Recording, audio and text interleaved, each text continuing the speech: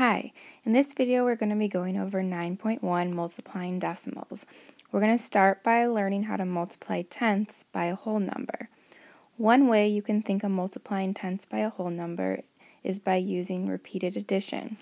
We're going to be using a number line to help us visualize using repeated addition to multiply 2 tenths by 4. We can think of multiplying 2 tenths by 4 as adding 2 tenths 4 times. So, we're going to use our number line.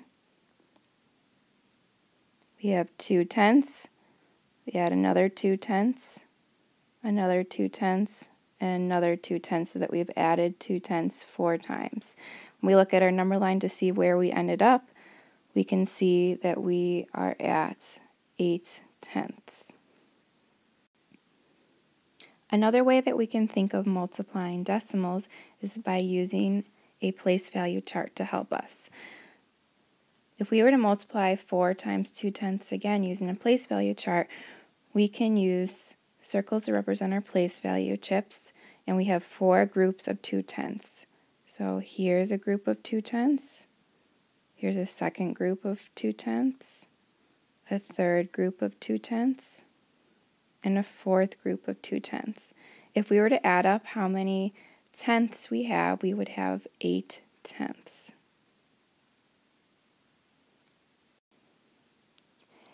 Next, we're going to take a look at how we can use the standard algorithm to help us multiply decimals by a whole number. To begin, you want to make sure that you line up your numbers. When you multiply, you don't have to worry about lining up the ones underneath the ones like you would if you were adding or subtracting. We would start by multiplying like we were multiplying whole numbers. So we would multiply 4 by our tenths place, which would equal 8 tenths. And then we would multiply 4 by our ones. 4 times 0 is 0. Because 2 tenths times 4 is equal to 8 tenths, we would put our decimal point between the 0 and the 8 to make our answer 8 tenths. Next, we're going to take a look at how to multiply a decimal by a whole number that would require some regrouping. We're going to use the place value chart first to help us visualize what we're doing and why. So, if we're going to multiply 2 and 4 tenths by 3, we're going to start by representing 2 and 4 tenths.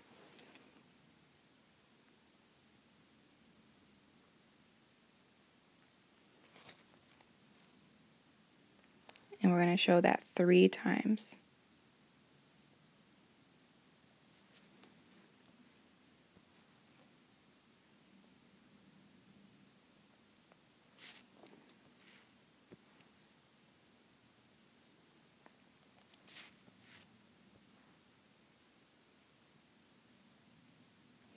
Now if we were to go and add up how many tenths we would see that we have 12 tenths, which means that we need to do some regrouping.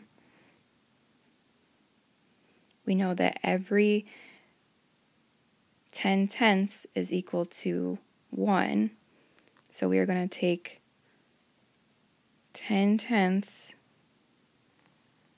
and we're going to regroup that over into the ones place.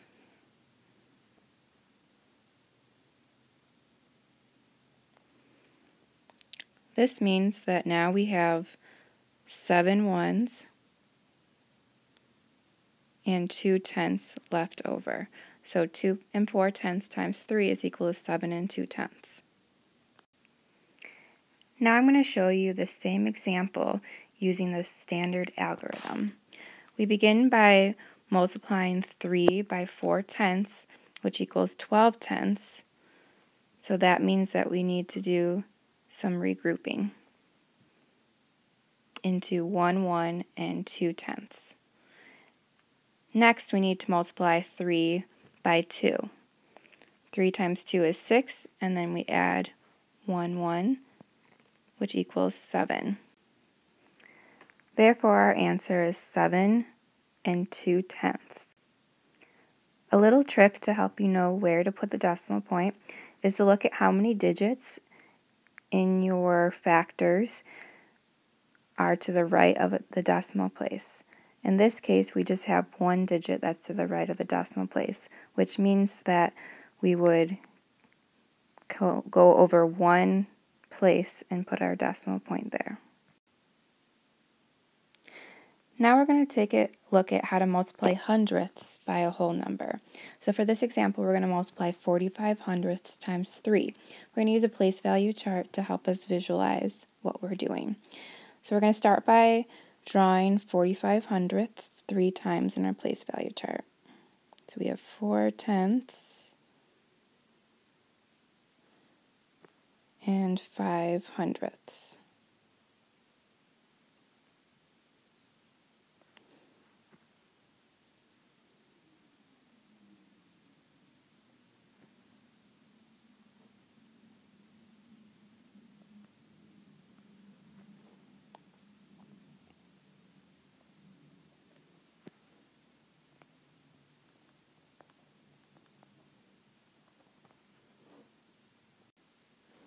When we start to add up how many tenths and hundredths we have, we realize that we need to do some regrouping.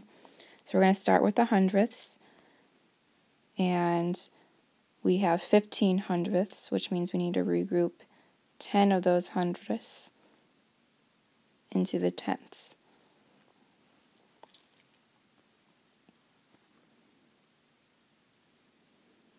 Then we're going to look at the tenths, and now we have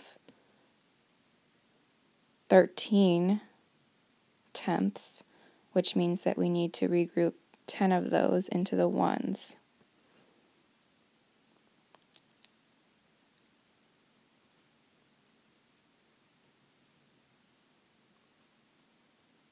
So we're left with 3 tenths.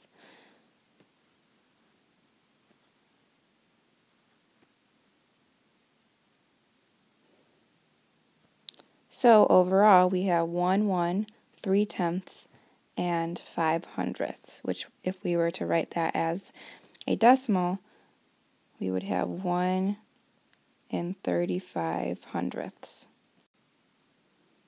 We're now going to look at the same example using the standard algorithm. We start by multiplying 3 by 5 hundredths, which equals 15 hundredths. So we need to do some regrouping. Then we multiply 3 times 4 tenths, which is 12 tenths, and then we add 1, which is 13 tenths, which we need to regroup again. And finally, we're going to multiply 3 by our 0 ones, which is 0, and then add the 1. So our answer would be 1 and 35 hundredths. Which again, using our trick, we have 2 places to the right of the decimal place. So that means that we move over 2 places.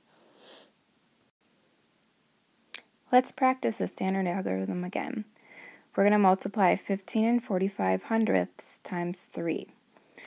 So we're going to start by multiplying 3 by 5 hundredths, which is equal to 15 hundredths. So we need to regroup into the tenths. 3 times 4 tenths is 12 tenths, plus 1 is 13 tenths. 3 times 5 is 15, plus 1 is 16.